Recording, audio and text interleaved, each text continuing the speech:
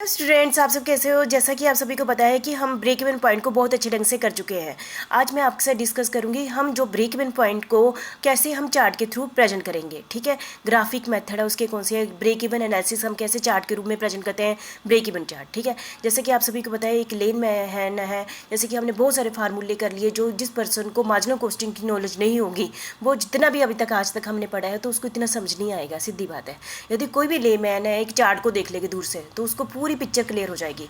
Chart से हमें पता चल जाता है कि कंपनी का ब्रेक इवन पॉइंट कौन सा है, कंपनी की मार्जिनल सेफ्टी कौन सी है, कंपनी की कॉस्ट कितनी है, कंपनी की सेल किस लेवल पर है ना। तो हर चीज़ का आइटम का हमें देखने से ही पता चल जाता है। इसलिए चार्ट है, चार्ट के आपको बेनिफिट पता है। जो देख पढ़ने से और सुनने से सबसे ज़्यादा इंपॉर्टेंट चीज़ क्या होती है, देखना ज़्यादा सबसे ज़्यादा इंपॉर्टेंट होता है।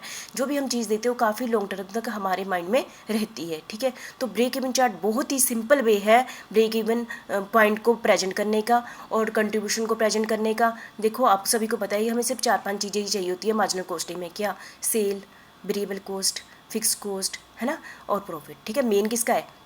Sale is equal to total cost. Total cost मतलब fix cost plus variable cost, मतलब 3 टॉपिक तो ये मेन है, बेस है। तीनों डाटा से बाकी डाटा निकलते हैं। जब हम डिफरेंट, हमने ये बताना है इस ब्रेक इवन चार्ट में डिफरेंट सेल पर। डिफरेंट सेल मतलब यदि मैं सेल 0 करती हूँ, यदि सेल मैं 1000 यूनिट करती हूँ, यदि मैं सेल लाख यूनिट करती हूँ, अलग अलग लेवल पर क्या टोटल कॉस्ट होगी, क्या टोटल सेलिंग प्राइस होगा। ठीक है, तो उन दोनों के सभी के बारे में बताएगा। और फिर हमें ये भी पता चलता है जहाँ कहाँ पर ब्रेक इवन पॉइंट है। ब्रेक इवन पॉइंट कहाँ पर होगा?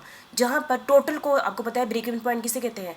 जहाँ पर total cost is equal to total sale के बराबर होती है। तो जहाँ पर भी ये दोनों लाइनें आपस में इंटरसेक्ट करेंगी तो उस पॉइंट को हम क्या कहेंगे? ब्रेक इवन पॉइंट कहेंगे। और उस पॉइंट को नीचे हम एक पैरेलल लाइन नीचे को खींच देते हैं तो वो हमें बताता है ब्रेक इवन सेल के बारे में बताता है। ठीक है, इन सभी को हम चार्ट के रूप में प्रेजेंट करेंगे। ठीक है, तो हम देख लेते हैं ब्रेक इवन चार्ट किसे कहते हैं। In this approach cost and revenue are plotted on a graph. मतलब कॉस्ट मतलब वेरिएबल कॉस्ट होगी और कौन सी फिक्स कॉस्ट होगी, या फिर और क्या कह सकते हैं हम, टोटल कॉस्ट को, है ना। इसको हम ग्राफ के रूप में प्रेजेंट करते हैं different level of the cell.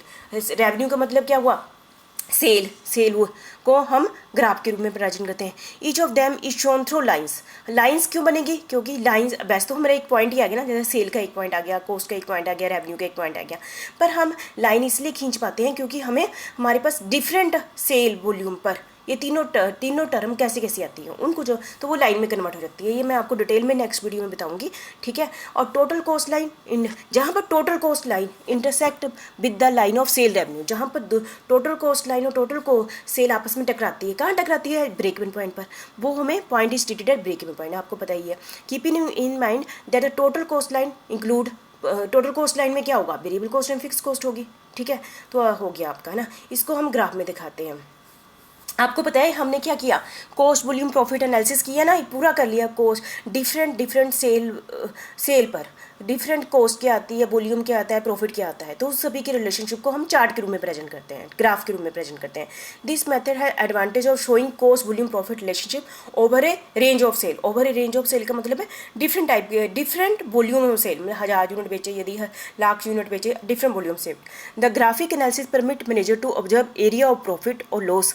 जैसे कि हम ग्राफिक से ही पता चल जाता है कि जब ब्रेक इवन पॉइंट के ऊपर जो सेल हो रही है वो हमें क्या दे रही है, प्रॉफिट ये दे रही है या लॉस दे रही है। ठीक है, इसको हम प्रॉपर अच्छे ढंग से ग्राफ के रूप में देख सकते हैं। जैसे कि आप सभी को पता है ग्राफ बनाने से पहले हमें कुछ इन्फॉर्मेशन चाहिए होती है, तो उसके क्या क्या स्टेप होंगे वो हम देखें। सबसे पहले आपको पता ही है हमें फिक्स कॉस्ट चाहिए। फिक्स कॉस्ट किसे कहते हैं आप सभी को पता है, हम बहुत बारी कर चुके हैं। ऐसी cost, total cost, fix cost की जब हम डेफिनेशन बोलते हैं यहाँ पर तो टोटल कॉस्ट बोलते हैं, पर यूनिट कॉस्ट नहीं बोलते। ठीक है, ये तो आपको पता ही है।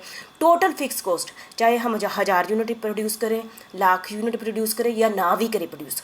ठीक है, शॉर्ट टर्म में जो फिक्स कॉस्ट होती है वो क्या होती है? टोटल फिक्स कॉस्ट क्या होती है? फिक्स ही रहती है। इसलिए यदि हम फिक्स कॉस्ट को दिखाएंगे डिफरेंट सेल पर, जैसे 0 पर दिखाएंगे तब भी फिक्स कॉस्ट 30,000 रहेगी। 30,000 मैंने ऐसे ले लिया अजूम आइटम। और यदि हम 1000 यूनिट बेचेंगे तब भी वो 30,000 ही रहेगी। लाख यूनिट बेचेंगे तब भी 30,000 रहेगी। ठीक है, पॉइंट लगा दिया हमने ग्राफ पर, तो आप देखो एक सीधी लाइन आ जाएगी। ठीक है, फिक्स कॉस्ट हमेशा ही जब भी कोई भी ग्राफ देखोगे ना एक सीधी लाइन होगी। क्यों? वो सीधी लाइन एक बताती है कि आप सेल जितनी मर्जी करो फिक्स कॉस्ट बराबर ही रहेगी, 30,000 ही रहेगी। ठीक है, तो ये आपने कैलकुलेट भी कर लिया और आपने ग्राफ में भी दिखा दिया। ठीक है, और फिर नेक्स्ट हमने वेरिएबल कॉस्ट लाइन। यदि वेरिएबल कॉस्ट लाइन क्या होती है? जो पर यूनिट सेम रहती है। पर यूनिट वेरिएबल कॉस्ट क्या रहती है? सेम रहती है। लेकिन जैसे हमने पर ये टोटल अमाउंट चेंज होता रहता है। यदि हमने 0 की जीरो सेल की तो वेरिएबल कॉस्ट जीरो होगी। यदि हमने 1000 यूनिट की, समझो हमारी वेरिएबल कॉस्ट 15 रुपये, 1000 यूनिट की 1000 गुना 15 क्या आया, 15,000 आ गया। यदि हमने लाख की, लाख सेल की तो लाख गुना 15, ठीक है, तो कितना आ गया, 15 लाख आ गया। मतलब टोटल वेरिएबल कॉस्ट क्या होगी, चेंज होगी, total variable cost with the increase of sale, with the increase of. इसका मतलब आप माइंड में पिक्चर बना लो, जब हमारी सेल नीचे से जीरो से नीचे की तरफ जो एक्स एक्सिस पर बढ़ेगी तो हमारी वेरिएबल कॉस्ट जैसे जैसे हमारी क्या बढ़ेगी, सेलिंग यूनिट बढ़ेंगे, वैसे वैसे हमारी वेरिएबल कॉस्ट भी बढ़ेगी, ऊपर की तरफ जाएगी, ठीक है। इससे हमें ये पता चल गया।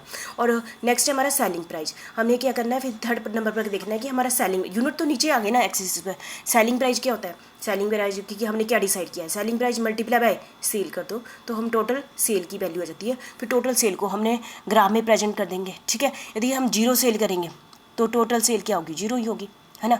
इसलिए ये वाली लाइन कहाँ से स्टार्ट होती है, जीरो से, और वेरिएबल कॉस्ट लाइन भी जीरो से स्टार्ट होती है। लेकिन फिक्स कॉस्ट जीरो से स्टार्ट नहीं होती, क्यों, चाहे आप जीरो सेल करो तभी फिक्स कॉस्ट 30,000 ही रहेगी, इसलिए ऊपर से स्टार्ट होती है। लेकिन वेरिएबल कॉस्ट और सेल प्राइस रेवेन्यू हमारा वो वहाँ से जीरो से स्टार्ट होता है। यदि हम सेल नहीं करेंगे तो जीरो, यदि वेरिएबल कॉस्ट नहीं करेंगे तो जीरो, ठीक है। ये जैसे जैसे सेल बढ़ेगी वैसे वैसे जो सेलिंग वाली लाइन और वेरिएबल कॉस्ट लाइन, ये दोनों सेलिंग रेवेन्यू लाइन और वेरिएबल दोनों ऊपर की तरफ जाएगी जैसे जैसे हमारी सेल बढ़ेगी, ठीक है।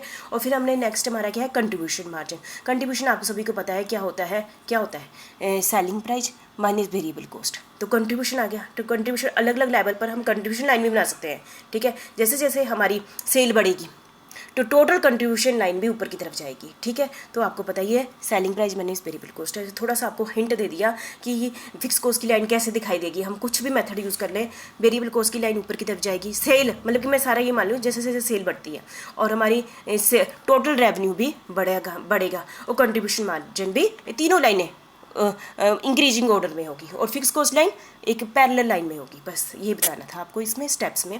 और फिर हम ब्रेक इवन पॉइंट आपको पता ही है, ऐसा पॉइंट होता है जहाँ पर टोटल कॉस्ट और टोटल सेल क्या होती है, बराबर होती है। जहाँ पर ये टोटल सेल वाली लाइन है ना, टोटल सेल वाली लाइन कैसे आएगी, fix cost plus variable cost को, टोटल सेल वाली लाइन और टोटल रेवेन्यू सेल वाली लाइन जहाँ पर एक दूसरे से इंटरसेक्ट करती है उस पॉइंट को हम क्या कहते हैं, ब्रेक इवन पॉइंट कहते हैं। अब हम ग्राफ में कैसे काम करें, ग्राफ आपने सभी ने देखा हुआ, बचपन से देखा रहे हैं। ग्राफ होता है, एक होता है एक्स एक्सिस, एक होता है वाई एक्सिस होती है। जो एक्स एक्सिस पर हम क्या लेते हैं, यूनिट्स लेते हैं, नंबर ऑफ यूनिट्स नीचे लेंगे। जैसे सेल जीरो हुई, सेल 500 यूनिट होगी, सेल 1500 हुई तो यूनिट्स के रूप में आ गए। और जो ऊपर हमारा वाई एक्सिस है उसमें हम क्या लेते हैं, टोटल कॉस्ट, है ना। टोटल कॉस्ट में हम फिक्स कॉस्ट भी दिखाते हैं, ठीक है। तो ये है, ठीक है, ऊपर दिखाते हैं। और line of the sale revenue would start from zero, जैसे मैंने पिछली स्लाइड में बता दिया, जो सेल रेवेन्यू वाली लाइन हमेशा कहाँ से स्टार्ट होती है, जीरो, क्योंकि यदि सेल ही नहीं की तो सेल रेवेन्यू भी जीरो ही होगा ना, ठीक है। और ये ऊपर की तरफ जाएगी, ये बता दिया। The point wear these two line, दो ही लाइन है मेन हमारी में, टोटल कॉस्ट लाइन और चाहे हम फिक्स कॉस्ट लाइन को दिखा रहे हैं, लेकिन हमारी मेन लाइन कौन सी है, टोटल कॉस्ट लाइन और टोटल रेवेन्यू लाइन। जहाँ पर ये दोनों एक दूसरे को इंटरसेक्ट करती हैं उस पॉइंट को हम क्या कहते हैं, ब्रेक इवन पॉइंट कहते हैं, ठीक है। ये था ग्राफ कैसे बनाते हैं। आपको बता दूं, ग्राफ में हम ब्रेक इवन पॉइंट को तीन मेथड हम प्रेजेंट करने के है, कुछ नहीं है, किसी में एक चीज़ ऐड कर दी है, किसी में अलग ढंग से प्रेजेंट कर दिया है एक ही चीज़ है कि नीचे यूनिट्स ही लेने हैं और कॉस्ट भी हमने किधर लेनी है, बाई एक्सिस पे लेनी है। फिर भी क्योंकि बताया है ये 3 मेथड है, मतलब प्रेजेंटेशन अलग अलग ढंग से है, ठीक है। और जैसे फर्स्ट मेथड में हम क्या ले रहे हैं, दो मेन टॉपिक ले रहे हैं, टोटल सेल लाइन और टोटल कॉस्ट लाइन। जहाँ पर दोनों टोटल कॉस्ट एक निकाल ली ना हमने, एक न्यूमेरिकल करके, फिर उसको ग्राफ में प्रेजेंट कर दिया, है ना। फिक्स कॉस्ट लाइन को भी दिखा देंगे, जो एक सिंपल एक सीधी लाइन होती है ना, हर मेथड में दिखा देंगे फिक्स कॉस्ट को, ठीक है। जहाँ पर total sale line total cost line आपस में टकराती है उसको ब्रेक इवन पॉइंट हमें दिखाई दे देगा। सेकंड मेथड में हमने क्या किया, same to same first method जैसा ही है, लेकिन बस उसमें एक और लाइन जोड़ दी, क्या, वेरिएबल कॉस्ट लाइन। ऊपर नहीं दिखाई थी ना, ऊपर वेरिएबल कॉस्ट लाइन नहीं दिखाई थी, वहाँ पर वेरिएबल कॉस्ट दिखाई देगी। जैसे जैसे आप देखोगे ना, जैसे ये बिल्कुल पैरेलल किसके, वेरिएबल कॉस्ट लाइन कैसे चलती है, सेल लाइन भी जीरो से स्टार्ट होती है, वेरिएबल कॉस्ट लाइन भी जीरो से स्टार्ट होती है, ठीक है। और हमें मार्जिनल कॉस्ट के बारे में पता चल जाता है वेरियस लेवल पर, ठीक है। बस यही है। और थर्ड मेथड में क्या है, वेरिएबल कॉस्ट नहीं दिखाते हैं, क्या दिखाते हैं, कंट्रीब्यूशन लाइन दिखाते हैं। कंट्रीब्यूशन आपको पता है क्या होती है, sale minus variable cost contribution line को दिखा देते हैं, ठीक है। बाकी तो ये जो टोटल सेल और टोटल कॉस्ट, तो ये 3 लाइनें जो पहले में है, total sale, total cost, fix cost, ये तीनों मेथड में दिखानी है, ठीक है। सेकंड मेथड में एक एक्स्ट्रा क्या दिखा दी, वेरिएबल कॉस्ट दिखा दी, लाइन दिखा दी, और थर्ड मेथड में वेरिएबल कॉस्ट की जगह कंट्रीब्यूशन लाइन दिखा दी। बस ये 3 मेथड है। देखते हैं हम नेक्स्ट वीडियो में करते हैं कि कैसे हमने तीनों मेथड आपको प्रेजेंट करते हैं। ठीक है, थैंक यू।